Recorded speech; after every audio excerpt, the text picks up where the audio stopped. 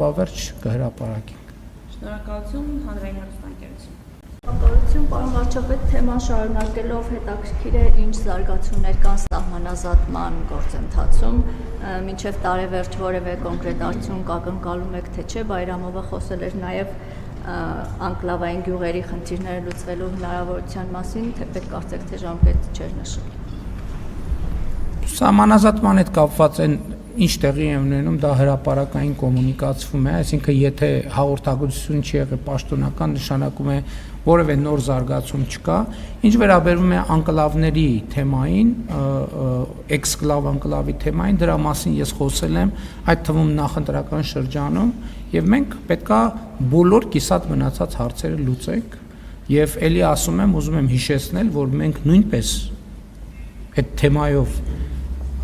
մեղմ ասած շահագրգռություն ունենք, որովհետև Արցախաշեն գյուղը էքսկլավային կարգավիճակով գտնվում է Ադրբեջանի վերահսկողության ներքո եւ Հայաստանի Հանրապետության ինքնիշխան տարածք է Հայաստան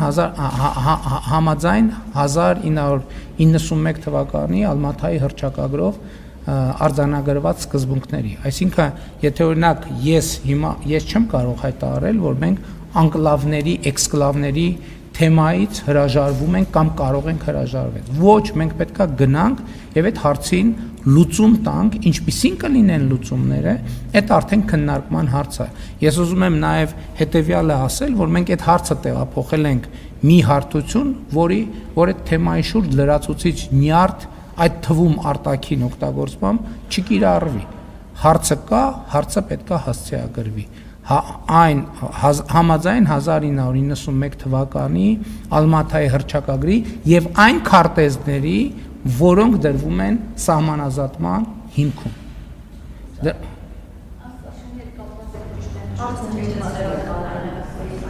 Չէ, տեսեք հիմա ինչ կա տարբերակ, այդ խնդրի լուծման երկու տարբերակ կա։ Տարբերակ 1, որ տարածքը որևէ անկլավի կամ էքսկլավային կամ անկլավային կարգավիճակով մնում է, շարունակում է մնալ այն երկրի տարածք, որին դե յուրե պատկանում է, կամ մենք պայմանավորվում ենք եւ տարբերակներից մեկը օրինակ այդ համարժեք տարածքները սահմանի երկայնքով համարժեք տարածությամբ, այսպես ասած, փռում ենք կամ կոնկրետ տեղանքներով իրականացնում ենք փոփոխություններ։ Այսինքն դրա պրոցեդուրաներն են նախատեսված եւ Հայաստանի օրենսդրությամբ եւ սահմանադրությամբ սահմանված կարգով մենք պետքա բան անենք, պետքա այդ թեմային անդրադառնանք։ Իմիջիայլոց ուզում եմ ասել, որ հետեւյալ խնդիրը կա, նաև ուզում եմ ուշադրություն հրավիրել, ես օրինակ այդ նրբությունը չէի նկատել, բայց աշխատանքի ընթացքում այդ նրբությունը նկատեցի, որ օրինակ Ադրբեջանի դրամի եւ անձնագրի քարտեզների մեջ Արցախաշենը որպես անկլավ արձանագրված է։ Սա շատ կարևոր նրբություն է։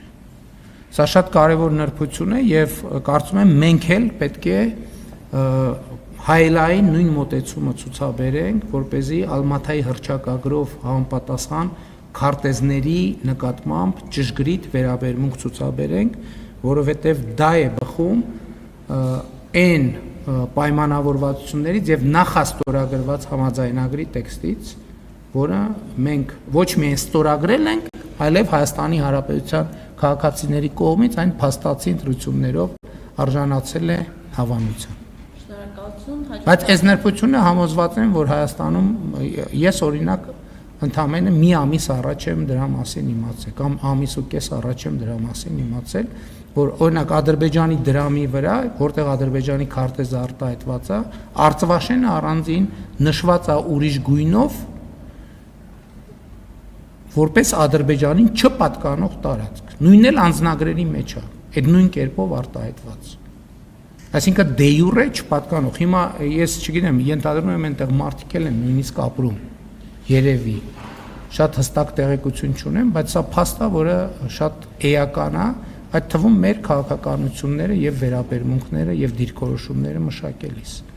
որովհետև մենք պետքա հասկանանք նաև, որ սա կարևոր նրբություն ունեցող հարց է, որը հետևյալն է ազդարարում։ Մենք պետքա ոչ թե առաջնորդվենք այն տրամաբանությամբ, որ ով ինչ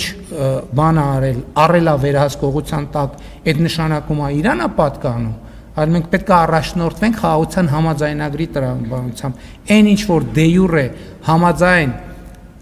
քարտեզների, հերթապահություն անցած քարտեզների, այսինքն դե յուրե խորհրդային միության վերջին նշանակության քարտեզների, որը ում պատկանում է, այդ տրամաբանությամբ պետք է առաջնորդվենք։ Այլ բան, որ այդ թվում Հայաստանի եւ Ադրբեջանի սահմանազատման հանձնաժողովների համատեղ գործունեության կանոնակարգում, որը արդեն ունի պարտադիր իրավական ուժ երկու երկրներում, մենք կարող ենք համաձայնությամբ սահմանի օպտիմալացումներ իրականացնել։ Օրինակ հիմա երկուսս էլ ունենք նման իրավիճակ։ Օրինակ մենք էլ ունենք նման իրավիճակ, երբ որ դեպի մեր բնակավայրեր գնացող ճանապարհը անցնում է խորհրդային միության անկլավային տարածքի միջով, իրանք էլ ունեն նման իրավիճակ, որ եթե որ իրանց գյուղեր տանող, ընդ որում մի քանի 4-5 գյուղ տանող ճանապարհը անցնում է Հայաստանի այդպիսի տարածքով։ Ընդ որում այստեղ նրբությունն է նա, որ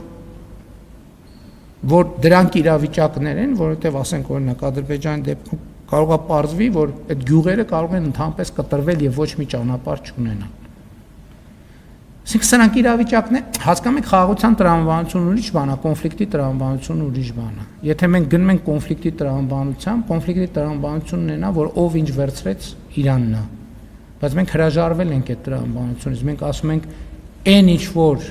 1991 թվականի Ալմատայի հռչակագրի հիման վրա, ես դրա մասին տասնյակ անգամներով խոսել եմ, այդ թվում նաև նախընտրական շրջանում քաղաքացիների հարցերին պատասխան անդրադարձել եմ։ Հայաստանի անկախ հանրապետությունը ճշգրիտ տարածքը, ճշգրիտ նույնական է խորհրդային հայկական ԽՍՀ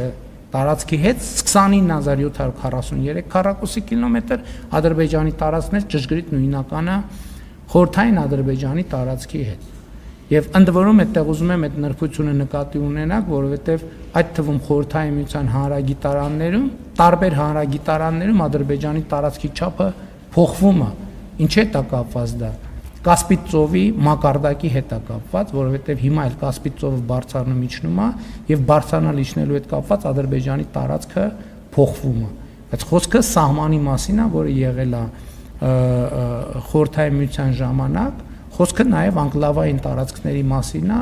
որը Ադրբեջանում էլ, Հայաստանում էլ եղել են։ Այս հարցերը մենք խաղաղության տրամաբանությամբ պետք է հասցեագրենք առանց իրար համար խնդիրներ ստեղծելու։ Բայց եթե կգանք որևէ լուծման, եթե կգանք այնպիսի լուծման, որը ժողովրդի կամ արտահայտման կարիք կունենա համաձայն Հայաստանի Հանրապետության սահմանադրության, այդ հարցն էլ բնականաբար ժողովրդին կդիմենք մենք հարցով, եթե լինի այն դեպքը, որ դա Հայաստանի օրենսդրության համաձայն